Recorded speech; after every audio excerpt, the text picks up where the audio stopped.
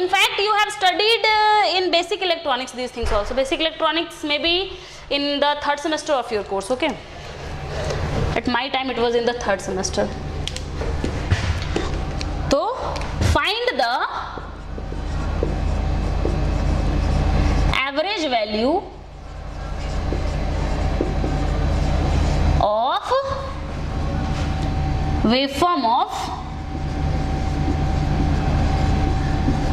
half wave rectifier.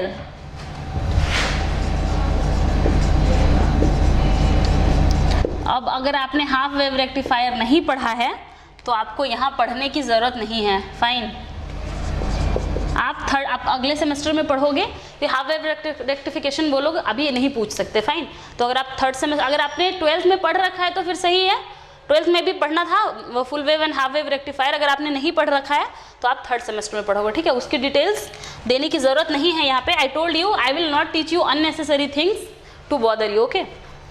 So the waveform of half wave rectifier is given like this.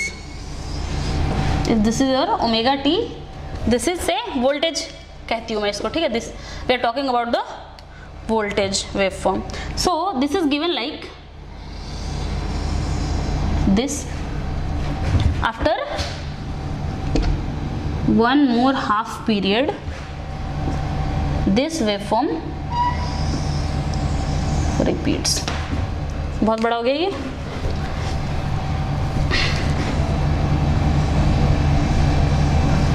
अभी तो शायद same है almost. नहीं है तो आप थोड़ा मैनेज कर लो, इतना ही अच्छा ड्रॉ कर सकती हूँ मैं, ओके। ये देखो ये क्या है, ये this is your pi, this is your 2 pi. So what is the time period here, can you tell me? So this is Vm. Okay, what is the time period here? So look, this is half wave rectifier का equation. This is a sinusoidal equation. लेकिन क्या है, इसका negative part गायब है, negative part rectify होकर यहाँ से हट चुका है, ठीक है। So this is sinusoidal function. V of t is equal to Vm sin omega t only. What is the time period here? Time period मतलब क्या होता है, जहाँ पे वेव फॉर्म खुद को रिपीट करता है। तो ये देखो ये पॉइंट कहाँ पे खुद को रिपीट कर रहा है, यहाँ पे कर रहा है ना। So the time period here is, time period is equal to 2 pi here, okay. अभी देखो निकालो इसका average value. We have to calculate the average value for this waveform. So average value is equal to 1 by t, ठीक है, from 0 to t f of t dt. So 1 by t, what is the value of 1 by t here? T here is 2 pi, okay, और 0 to t 0 to 2 pi. f of t क्या है यहाँ पे, f की जगह हमने क्या use किया है, v यूज किया है। तो f of t क्या होगा हमारा, Vm sin omega t. So this here is Vm sin omega t dt, okay. पर हमारे टाइम एक्सिस पे हमने क्या लिया है, ओमेगा लिया है ना, this is omega only. So on our time axis we have taken it as omega t because we are denoting pi to pi. So this is omega t, okay. अभी चलो इसको इंटीग्रेट करो, इसको मैं integrate करती हूं यहाँ पे. अभी मुझे एक बात बताओ, 0 से पाई में क्या है, फंक्शन है, लेकिन पाई से 2 पाई में फंक्शन क्या है, 0 है. तो देखो is equal to 1 by 2 pi को मैं बाहर रख रही हूं. Integration from 0 to pi Vm sine omega t d omega t and plus pi to 2 pi 0 into d omega t. ये तो 0 हो गया. You will see this is equal to 1 by 2 pi. Vm को मैं कांस्टेंट है, Vm को मैं बाहर निकाल देती हूँ. साइन ओमेगा टी का ओमेगा टी के रिस्पेक्ट में इंटीग्रेशन क्या होगा, minus cos omega t. So this is minus cos omega t from 0 to अभी देखो Vm by 2 pi and minus cos pi minus cos pi minus cos 0. So cos pi is कितना होता है cos pi बताओ मुझे. Cos pi is -1. This is again -1. So this will give you a sum of, this is Vm by 2 pi into 2 -1 और ये -1 क्या होगा +1. Again ये -1 क्या होगा +1, तो +2 हो जाएगा. Vm by pi. So we found the average value of a half wave rectifier as क्या होगा pi. तो कॉपी कर लिया आपने. Let me write it as a formula. Okay, I am removing this part.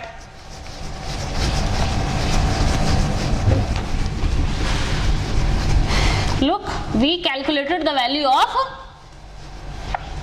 average value of half wave rectifier. Full wave का कर लोगे. Full wave में क्या होगा?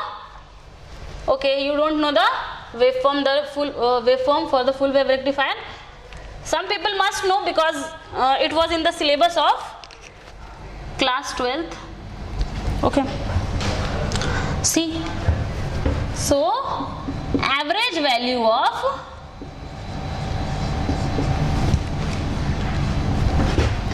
हाफ वेव रेक्टिफायर को मैं HWR कह रही हूँ, ठीक है. Half wave rectifier is equal to क्या है ये, this is Vm is the peak value divided by pi. ये फॉर्मूला मैंने आपको क्यों दिया है, क्योंकि कभी कभी क्या होगा ना कि वो लोग हाफ वेव रेक्टिफायर का पीक वैल्यू दे देंगे आपको और आपसे एवरेज वैल्यू पूछेंगे. तो अगर ये क्वेश्चन 2 मार्क के लिए पूछा जाए तो this much calculation is not required. अगर ये क्वेश्चन आपके ऑब्जेक्टिव में 2 मार्क के लिए पूछा जाए कि बताओ average value of half wave rectifier क्या होता है, तो उस केस में आपको पीक वैल्यू दे देगा वो. तो पीक वैल्यू को पाई से डिवाइड करके आप डायरेक्टली हाफ वेव रेक्टिफायर का एवरेज वैल्यू निकाल सकते हो, ठीक है. Now let us move to the waveform of a sinusoidal function. Now in the next question we are going to deal with the waveform of a sinusoidal function. Okay, so the next problem we are going to deal on the calculation of average value is the calculation of average value of a sinusoidal waveform. So how to calculate the average value of a sinusoidal waveform? Like that only. आपने half wave rectifier के जैसे calculate किया है, same ही manner में sinusoid का calculate करो. क्या difference रहेगा यहाँ पे, वहां पे आपका फंक्शन 0 से पाई में साइन था और उसके बाद पाई से 2 पाई में 0 था. यहाँ क्या है, 0 से 2 पाई में भी साइन ही है. Okay, so here the function is, यहाँ पे करंट के फॉर्म में आपका फंक्शन दिया हुआ है. So write it as I of t is equal to, this pen is not working, I of t is equal to Im sin omega t. Now calculate the value of the average value of sinusoidal waveform. So average value,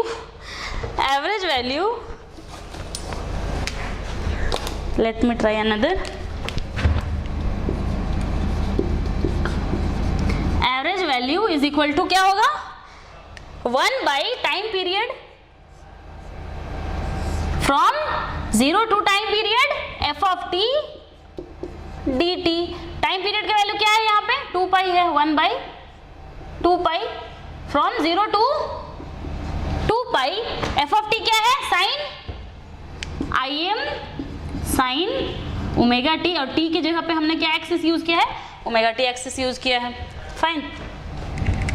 देखो अगर ये T axis पे values दिए होते ना, T axis पे अगर time period दिया हो तो आप टी के रिस्पेक्ट में अगर करोगे ना तो आपको डिफरेंशिएशन करने से एक ओमेगा का टर्म बाहर आ जाएगा. फाइन. ओमेगा से एक बार आपको डिवाइड करना होगा, इंटीग्रेशन करना है ना, इंटीग्रेशन करने से ओमेगा से एक बार आपको डिवाइड करना होगा. हम लोग कन्वीनियंस के लिए ओमेगा टी एक्सिस यूज कर रहे हैं. कभी कभी किसी सवाल में ऐसा होगा कि वो लोग आपको टाइम एक्सेस दे देंगे, ठीक है, तो वहां पे आपको ध्यान रखना है। ओके, अभी देखो क्या होगा, Im को बाहर निकाल दो, Im by 2 pi from 0 to 2 pi, और क्या है sine omega t d omega t. Sine का क्या होगा difference integration, minus cos, so this is minus cos omega t from 0 to 2 pi.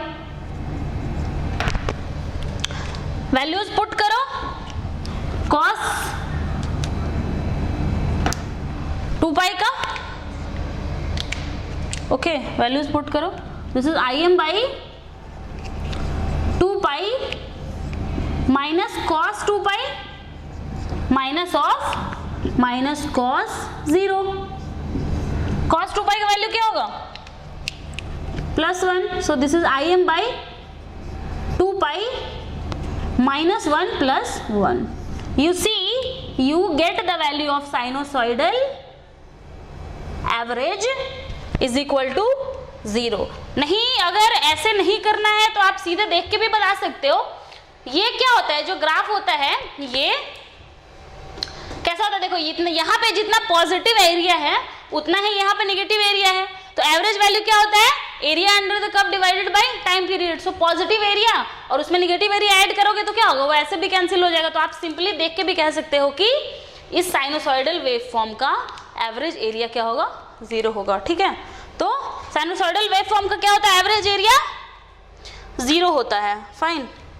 So this is again a note point for you that average value of क्या चीज, sinusoidal waveform is equal to 0। This is again objective question for you in your semester examination. Semester exam में इसको objective में पूछा जा सकता है कि साइनोसॉइडल वेवफॉर्म का एवरेज एरिया, एवरेज वैल्यू क्या होता है, एवरेज एरिया भी 0 होता है, एवरेज वैल्यू भी 0 होता है ना। So this is equal to 0. Now let us do this problem. I have already written it here. You have to calculate the average value of this waveform. इस waveform में देखो पॉजिटिव पीक दिया है +100 और नेगेटिव पीक दिया है -20। 0 से t/2 में आपका फंक्शन कुछ इस तरीके से वेरी कर रहा है, और फिर t/2 से t में आपका फंक्शन कुछ इस तरीके से वेरी कर रहा है। तो t/2 से t के लिए आपका पीक वैल्यू कितना है, -20 वोल्ट है, और 0 से t/2 के लिए आपका पीक वैल्यू क्या है, +100 वोल्ट है, ठीक है। मतलब आधा टाइम पीरियड में, टाइम पीरियड क्या है यहाँ पे t है ना, देखो t के बाद हर टाइम पीरियड t के बाद ये ग्राफ खुद को रिपीट कर रहा है, फाइन। तो चलो इसको मैं रिमूव करती हूँ। We will find the average value for the square waveform I have given you on the board. अभी तक तो आपने कर भी लिया होगा सॉल्व, आई होप, ओके, क्योंकि बहुत ही सिंपल है एवरेज वैल्यू निकालना, है ना। और देखो इससे ज्यादा मुश्किल सवाल आपसे पूछेंगे भी नहीं वो, ठीक है। ऐसा नहीं है कि बहुत बड़े क्वेश्चन दे दिया और 2 मार्क के लिए पूछ लिया, ऐसा कुछ नहीं है। अगर ऑब्जेक्टिव में पूछेंगे तो इससे ज्यादा पूछ नहीं सकते। अगर बड़े क्वेश्चंस देते हैं वो, इस तरीके के क्वेश्चंस अगर देते हैं, ये क्वेश्चन 2 मार्क के लिए नहीं पूछ सकते वो, ये क्वेश्चन कम से कम 5 to 7 मार्क्स के लिए पूछेंगे, ठीक है। लेकिन अगर वो साइनोसॉइडल या हाफ वेव रेक्टिफायर का एवरेज वैल्यू पूछे तो वो ऑब्जेक्टिव में 2 मार्क्स के लिए भी पूछ सकते हैं, ठीक है। उसमें भी अगर कैलकुलेशन दे दें तो वो भी 5 मार्क क्वेश्चन है, 5 to 7 मार्क क्वेश्चन है, ठीक है। Calculate the value of, okay. Subjective type में अगर देंगे तो चलो इस क्वेश्चन को सॉल्व करते हैं। क्या होगा, average value is equal to, average value is equal to 1/t from 0 to t f of t dt। अभी देखो इसको स्प्लिट कर दो, 1/t ही रहेगा, 0 to t f of t। तो इसको स्प्लिट कर दो 2 पार्ट्स में, 2 पार्ट्स में इसको स्प्लिट करो। 0 to t में फंक्शन अलग है, 0 to t/2 में फंक्शन क्या है आपका, 100 है ना। इस क्या वैल्यू है, ये तो स्ट्रेट लाइन है ना यहाँ से यहाँ तक, तो कांस्टेंट वैल्यू होगा ना, here is a straight line ना। सो 100 इंटू क्या होगा dt, फाइन, और plus from t/2 to t में क्या होगा 20 क्या है नेगेटिव है ना, -20 इंटू dt। अभी देखो इसको फिर देती हूँ मैं ब्रैकेट में, तो you will see that 1/t, अभी इंटीग्रेशन करो 100 तो बाहर आ जाएगा, इंटीग्रेशन किसका होगा, या फिर 100 को ब्रैकेट में रहने दो, look I am writing it like this 100t from 0 to t/2 और -20t from t/2 to t, और टोटल डिवाइडेड बाई कितना है t, total divided by t है यहाँ पे। अभी करो इसको 1/t, ये क्या होगा 100t/2, 100t/2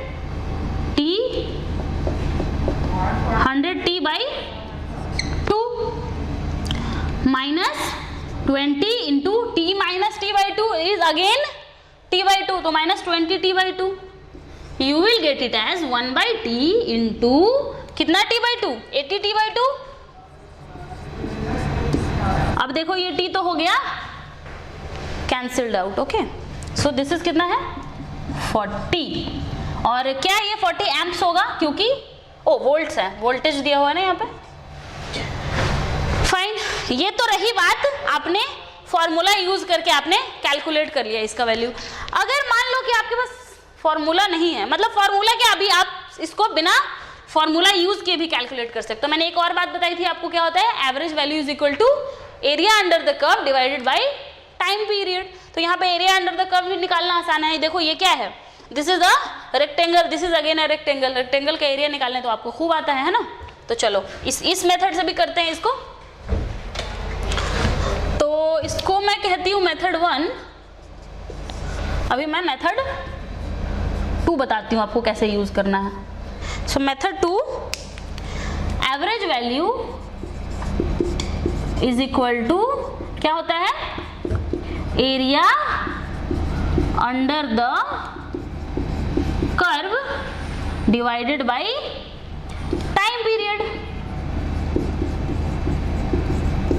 टाइम पीरियड तो दिख रहा है कि t है, तो 1/t तो रहना ही है। और देखो area under the curve in one time period ना, इन वन टाइम पीरियड, ये जो एरिया अंडर द कर्व होता है ना, ये एक टाइम पीरियड के लिए होता है, for one time period, okay. तो देखो क्या होगा, ये एक, दिस इज वन रेक्टेंगल, इस रेक्टेंगल का एरिया क्या होगा 100 इंटू t/2, 100 इंटू t/2, और प्लस इस रेक्टेंगल का एरिया कितना होगा -20 इंटू t/2, ये भी तो t/2 विड्थ ही है ना, समझ रहे हो। तो इसको कैलकुलेट करोगे, ये फिर से आपको वैल्यू देगा 40 वोल्ट्स, ठीक है। तो अगर कहीं ऐसा हो कि आपको एरिया कैलकुलेट करना इजी दिख रहा हो, जैसे कि ये एक रेक्टेंगुलर वेवफॉर्म है, ठीक है। अगर ये ट्रायंगुलर वेवफॉर्म होता, अगर आपको वेवफॉर्म कुछ इस तरीके से दिया हुआ होता, ये देखो कुछ ऐसा बना दिया, ठीक है, इस तरीके से, कैसे किया, ये सॉटूथ वेवफॉर्म है, ऐसा वेवफॉर्म आपको मिलेगा कहीं ना कहीं, फिलहाल मैं आपको बताती हूँ। तो जैसे इसका अगर एवरेज वैल्यू आपको निकालने के लिए कहेगा, तो देखो यहाँ पे दो ट्रायंगल्स हैं, एक ये ट्रायंगल है और एक ये वाला ट्रायंगल भी है, और ये आपका क्या है, ये आपका एक टाइम पीरियड है। तो आप इसके लिए भी आपको इंटीग्रेट अगर करने जाओगे तो क्या होगा, आपको दो स्ट्रेट लाइन के इक्वेशंस को इंटीग्रेट करना होगा, ठीक है। लेकिन अगर आप एरिया अंडर द कर्व निकालना चाहो तो ट्रायंगल का एरिया निकालना तो क्या ही होता है 1/2 गुना आधार गुना ऊंचाई, ये तो हमने बचपन से रट रखा है। तो ये आपका ऊंचाई तो देगा ही, आपका टाइम पीरियड आपको पता ही है ना। तो आप इस तरीके से भी एवरेज वैल्यू निकाल सकते हो। This way is more simpler, but I think this much tough questions they are not going to give you. These questions are not tough even. You can easily solve them by calculating the area under the curve in 1-2 minutes. Okay. So now let us move to our next topic. Our next topic is the RMS value. We will see how to calculate RMS value. What is RMS value actually? Okay. So let us move to our next topic, the RMS value.